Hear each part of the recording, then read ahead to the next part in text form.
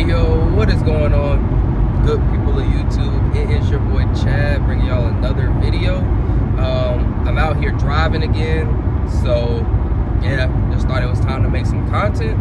But before we go ahead and get into what I want to talk about in this video, you know, the Feds just put up another rate hike increase, raising interest rates by 0.75 basis points or so, 75 basis points, whatever you want to call it. Now, I've been saying for the longest, you know, the Fed should just go ahead and raise basis points by 1 whole point, force us into a recession or a depression. People stop spending money, the economy recovers, we get up out of there and we make it. But it seems as though I don't work for the Feds and they don't really want to use their brain right. You know, they raise it by 0.75 again, raise interest rates higher. The economy does, you know, a lot more. Inflation's going a lot higher now. And they said they're going to raise it another 75 basis points in November and 0.5 basis points by December. And we're going to be with high inflation until like 2025. But I'm just telling y'all that's what they said. So, you know, if you have credit card debt, please pay it off because interest rates are increasing. It's not a good time to go buy a house with these high interest rates unless your credit is amazing and you just got a lot of cash to put down. Not a good time to buy a car with these interest rates unless you have a lot of cash or have really good credit. But like I said, right now, if you are thinking about doing stuff, just pay off your credit cards. Maybe take a look at the stock market. Stocks are dropping. This would be a good time to start buying stuff.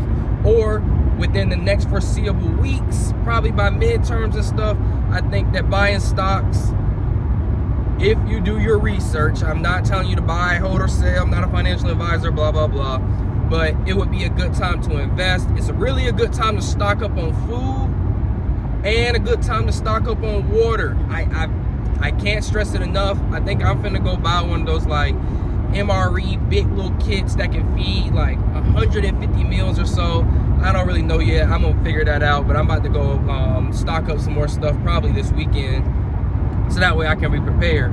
But what I want to get to in this video, man, is, you know, I'm kind of at the point in my journey with God where it's like, you know, I gave up weed, I gave up friends who weren't good for me, I gave up all this stuff, right?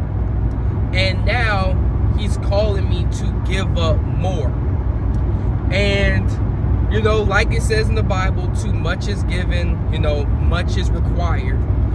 It's just like every time God asks me to give something up, a piece of me is like, and you know, it's probably just my fleshly man, but you know, just to keep it completely 100 with you guys, you know, because we all in this journey together, it's like my fleshly man is just like, why do I have to give it up? You know, kind of like questioning it.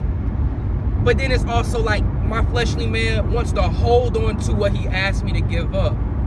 And every time I think about it, it's like I get the revelation. Like I really came to the revelation the other day, like, man, like he's asking me to give all this stuff up and I'm losing more of me. And then my brain was like, but you're becoming more like Christ. And I was like, dang, like my mind was blown. It's like, wow.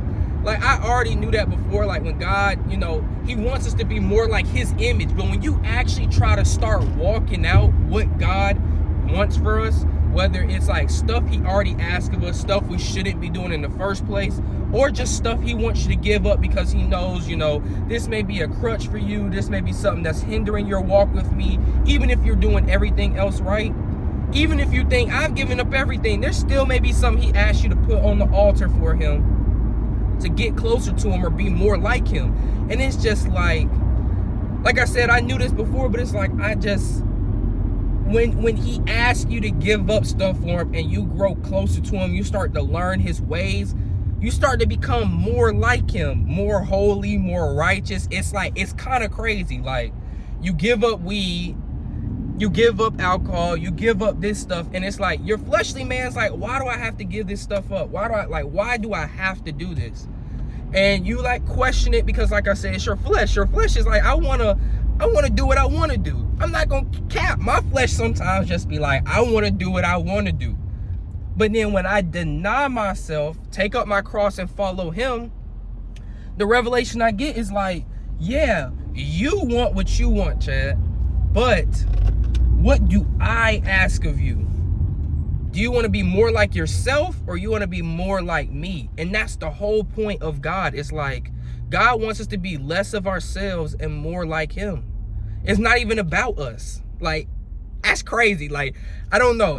I feel like the revelation, you know, like I said, it was like revealed to me. Like, I knew it, but it's not till you're actually like trying to actually, I guess, walk it all out and give up more and more stuff for him that you realize, like, man, like, I don't really exist anymore. And it's not like I'm saying like I'm not a person, you know, God doesn't want me to be Chad, but it's like he wants us to be, we were created in his image, and he wants us to walk around and act like and believe like we really are made in his image.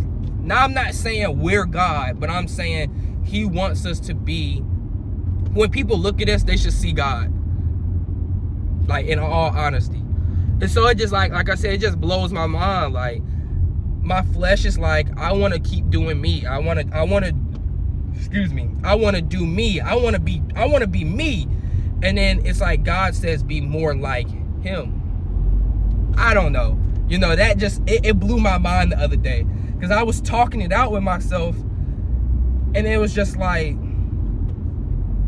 wow, like, for me to still try to do stuff my way or hold on to my own desires, that's like selfish. That's like my flesh. That's like, it's like anti-God. But for me to release my desires and take on the desires of God, that's really what God wants. Like, it's not about me. It's about him. Like, even the story of Jesus, it's like the story of Jesus is not about, oh, like, a bunch of people who were sinners, and I mean, it was, but it was like everything Jesus did was about the work of the Father, about the will of the Father. It was about God. Like, Jesus acted on behalf of God. It was just like Jesus came down here, and instead of doing what Jesus wanted to do, Jesus did what God asked him to do. He became more like Christ, and that's why he's the Messiah. Like, he became more like God. That's why Jesus is God. Like, that's why he's the Messiah. Like, it's crazy. I don't know. The revelation just kind of blew my mind. It's like, to much is given, much is really required. Like, he gives you everything you want, you know, if you put in the work with him. You sacrifice stuff that you know you want to do. Deny your flesh and everything. And he asks you to become more like him. It's like, you become less of you to become more like him. But anyways, man, I just wanted to give you guys that revelation I had. It just, like I said, it just blew my mind. Because I was like, man, God, I had to keep giving stuff up. And like I said, like, I'm just trying to be completely transparent with y'all. Because I'm not just going through this godly walk just like, oh yeah, that was easy, I just gave this stuff up. Like, my flesh still be like, yo, we don't want to really give that up, Chad. And I got to sit up here and deny myself and realize that it's not about me. It's never been about me. The whole point of Jesus coming wasn't, I mean, it was for me, but it wasn't about me. It was about God so loved the world, he gave his only son. So he loved us so much that it was never about me. It's just about him. And like, when you get to heaven, you know, a lot of people think, oh, we gonna get to heaven, we just gonna have some fun. Like, if you don't worship or follow God here on earth, why would you want to be in heaven? Because heaven's about God. Like, literally, it's only about God. It's only about God and Jesus. Like, there's no other, like, it's no other stuff. Like, it's just about them. I mean, yeah, you made it because he loves us all so much. He wanted a way for us to make it there with him. But God gonna be God regardless. If we don't end up in heaven, it ain't like God's gonna be like, he's gonna be sad. Because like he said, he so loved the world, he gave his only son for us. He gonna be sad we not there with him, but he gonna still rock out regardless, because heaven's about God. It's for him. We just happen to have an invitation to join. It's that simple. But anyways, man, leave a comment down below on what you guys think. Like I said, my mind's just blown. God works in mysterious ways to give us the revelation we need. And yeah, man, it's been your boy Chad. I'm out. Peace.